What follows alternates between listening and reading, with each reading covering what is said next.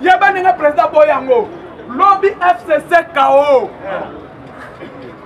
Nani avancé la mission de décentralisation pour triquer l'élection à Zate. Et puis Bayango Kolongo ya Ruberwa, président ne va pas nommer nouveau ministre, il y a décentralisation. Et ils ont été dans le ministère intérieur. Il est fait viva.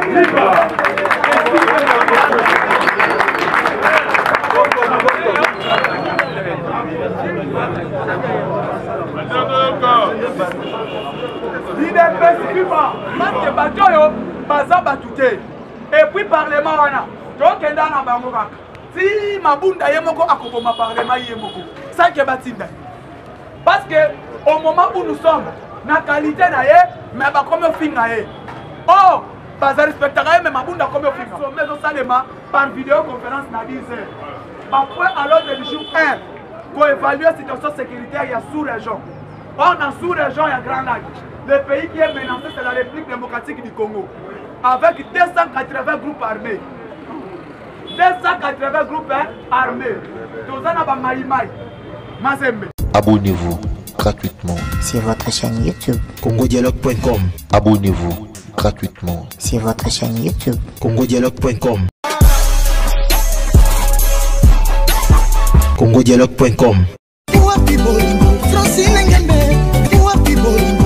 www.congomasolo congosolola.com.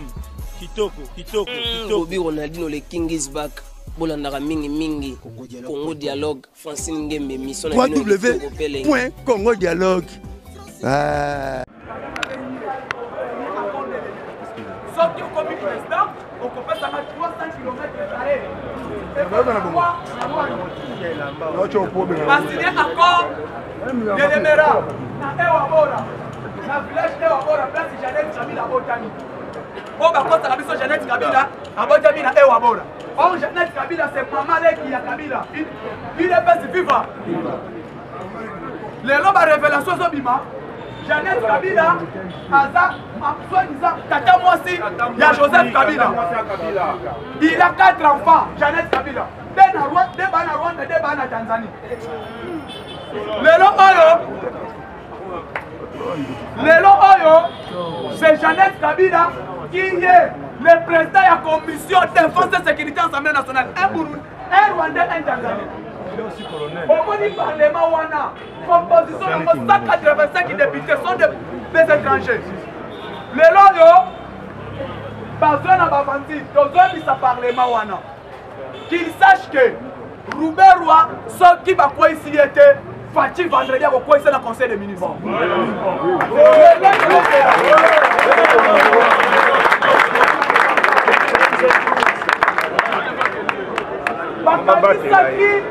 Soki Janine Mabunda, dernier sans Chazanango, bon à respecter, à se respecter l'unité naïe.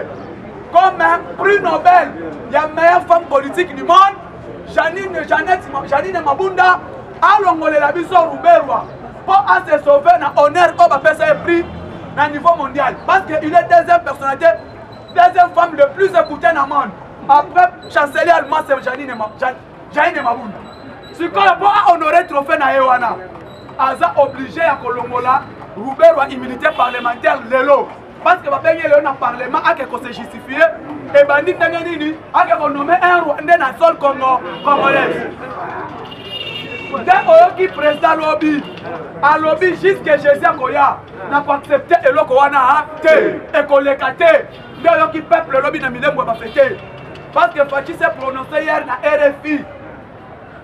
Et le Kowana n'a pas accepté en haut. C'est inacceptable. Moutako dirigeant Mbokawana ou Akoyeba Swahili. Parce que ce qu'on a dit Swahili, Rwanda le Baka Swahili, Congo Kinshasa appelle le Baka Swahili, Burundi appelle le Baka Swahili, Ouganda appelle le Baka Swahili. Des places armées congolaises infiltrées par rapport à la langue Swahili, pas mal du tribalisme. Tu es Baka armée qui commandement armé de Lingala. Parce que l'unique langue, dans les 4 provinces, tous les 11 provinces, c'est quoi Lingala. Mais le comment armé face à la commander dans Swahili. Et puis Swahili de Monini, Swahili arabe, Swahili bora, dans Swahili Moboboy, oh, écoute, attends, Swahili, président aboyi yango yeba ndenge président aboyi yango lobby FCC KO nani akosala biso décentralisation pour trike élection azate et puis bayeba yango kolongo ya Ruberwa président ne va pas nommer nouveau ministre de la décentralisation et ils ont été dans le ministère intérieur il est best viva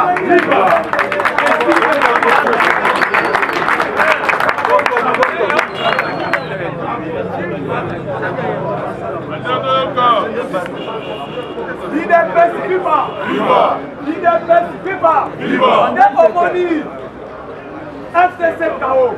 Maintenant, comme il est géomètre, il a bâti à sa visite. Alors, je connais tous les 11 provinces de la République. 11 à l'objet. Tous les 11 provinces de la République, et ça a ma menace grave. Et je demande à l'armée de protéger tous ceux qui sont en train de subir les pressions de mort. Mettre lobby Bitakou d'Abani qu'on soit pression de mort. Lobby. Un lobby n'a pas été comme FCC. N'a pas été comme Congolais.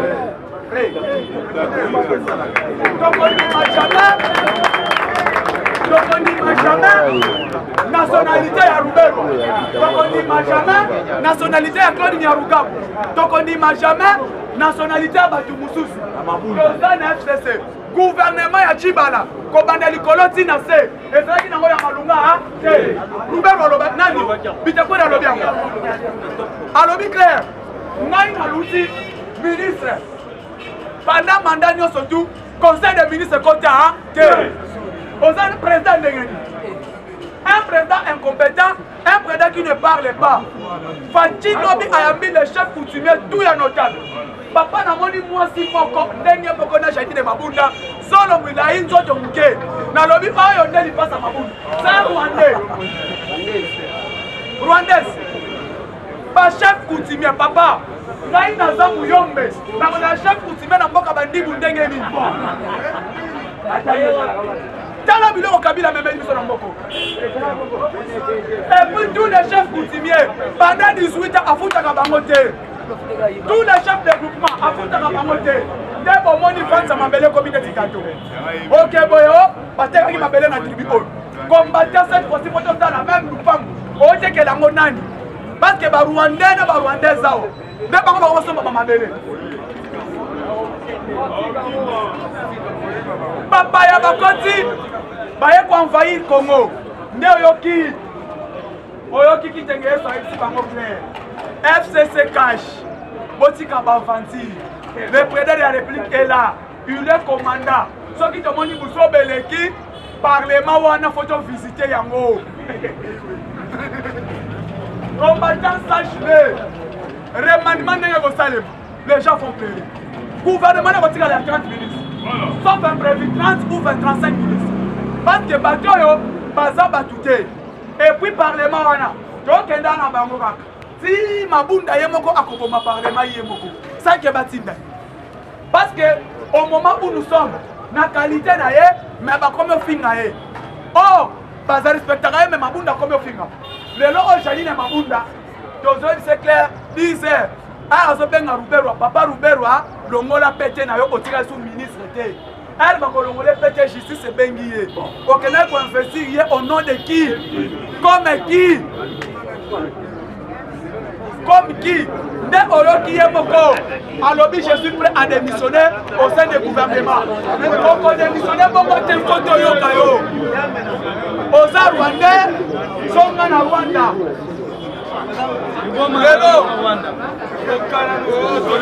Tolérance. Combattant de l'eau, 10 heures juste, réunion et bandit. Bolandi, Daishimi, président Yaburundi. Parce que le message dans lettre, pas président, pas maman, c'est ça. Attendez une lettre, wana. Président n'a pas compris le fatigué, mais il a maintenant compris. Ah, si ce n'était pas un problème, on va prendre un voyage. Mais on va faire un voyage dans la RDC. Maman, je vais clair que l'autre a la frontière, on a un problème commercial, on a un problème de sécurité. Devant le ministre des Affaires étrangères à Burundi. Parce que le lot, maman, je vais rejoindre le président Wapin dans Goma. Alors, mission, surtout, Batinda Kingaï, na sentir que président Ndayishimiye est ndeti kaka balala ki mbeki moko na président Félix parce que nyonso na kena ngo a accepté yango mais sommet zo salema par vidéoconférence na 10h après à l'ordre du jour 1 pour évaluer la situation sécuritaire il y a sous-région on a sous-région il y a Grand Lac le pays qui est menacé c'est la République démocratique du Congo avec 280 groupes armés 280 groupes armés tozana ba Maïmaï Mazembe Maïmaï Vita Maïmaï Katakata Maïmaï Bakatakata Maïmaï Kodeko Maïmaï Kodeko Maïmaï Kodeko Wana Adef Nalou FRP un groupe armé tellement ébélé Né Omoni Maïmaï Mwanamama tous ces Maïmaï là président Alobi Claire un groupe armé Misusu Wana Ekoya Lobi Boyoki Nakinu bakangi 5 chefs de groupe armé l'IDPS viva bandaka na bakanga bango te potili za tangu pachaki bakangi 5 chefs de groupe armé maintenant ces chefs de groupe armé bakangi ba mener opération na bango ya bakatakatanga nakinu na récupérer bango de omoni facha lobi clair ba groupe armé nyonso tu oyo exauci la calamité les civils muto babisa kibiso pendant 6 mois, est-ce que vous n'allez pas pacifier? Combattant, vous allez mobiliser. Toyoka, Lelo, Casque Nayo, RTNC, la Naga Kanini, sommet par vidéoconférence Nagoma. Parce que Lelo n'est président à boucler ces jours. Première dame, Lelo n'a vu d'aboma. Lelo n'a vu d'aboma, chômé payé. Parce que moi, c'est chef de l'État. Après ça, un message na place. Na commune ya Kalamu place après c'est bon message na commune ya Kalamu ya Boma soki esili azui mutuka nzela ona penza mbazamala pasali malamu eza impraticable maake na ngona nzela mutuka akozwa mutuka na ye tiki nzambwete apesi message alongwe wana akenesite ya chela apesi message alongwe chela akende ti na monzole ya Kasavubu na Singini soki alongwe Singini alongwe aye Matadi apesi message na Matadi qui pese accomplir message na Kisanti il est pese viva viva et kosonga kela mama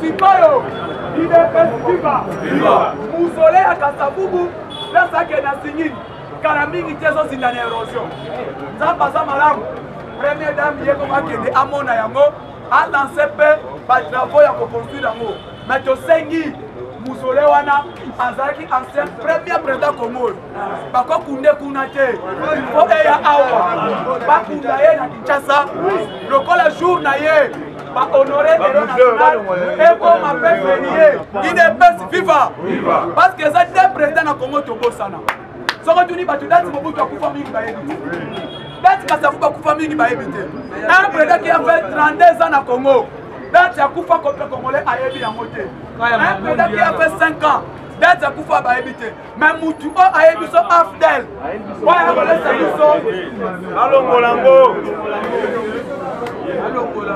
mutu oyo a yebi biso ba Rwandais alesi biso bikedi akomisi biso ba coopérer ya buzoba ayeli biso copie ya kwata bazwi bachela ye férié moko boye ya buzoba mais Dieu bon toko honorer bango même peu mpona kochite date oyo Kabila tumba biso toko imposer na parlement fo comme chômé parce que eza journée ya bamartyre ya IDPS na ANC na Afrique du Sud journée oyo ANC bunda batiango chômé payé.